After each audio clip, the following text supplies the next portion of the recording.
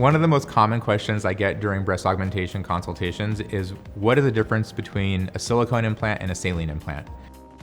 Well, the answer is that both a silicone implant and a saline implant are made of silicone. So the shell of the implant that actually touches the inside of a patient's body is made out of silicone either way.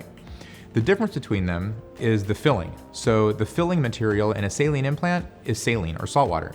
The filling in a silicone implant is a cohesive gel silicone.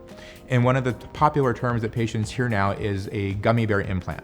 What this refers to is that the gel inside of the silicone gel implant is very cohesive, almost gummy in nature, meaning that if you were to cut one of those implants in half, you would literally be holding two halves of an implant, and silicone would not leak out, it would not run anywhere. It stays really well contained in those two pieces of the implant. And so why is that important? It's important from a safety standpoint, that if there ever was a small tear in the shell of that silicone implant, silicone doesn't just leak out all over the breast. That's a very common myth surrounding silicone breast implants.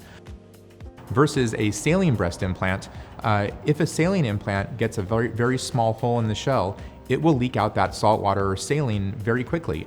And what that results in is the breast essentially deflating over a period of about 1 day. So the pros of silicone implants is that they have a very cohesive nature. What this translates to is less visible rippling through your skin. So if a patient has very thin skin, a silicone implant is oftentimes a really good option because they're not going to see the ripples potentially around the implant. Another great thing about silicone is that it really holds its shape very nicely, and it really feels much more like natural breast tissue than a saline implant. The downside to silicone is something called silent rupture, meaning that if there was a very small tear in the shell of that implant, the patient may not realize that right away. And so as a result of that, the FDA recommends that women with silicone breast implants have imaging to actually evaluate the status of their implant. And this is at regular intervals. So the current recommendations are to have an MRI at about 5 to 6 years after the implants are placed, and then every 2 to 3 years after that, as long as the woman has those implants in her body.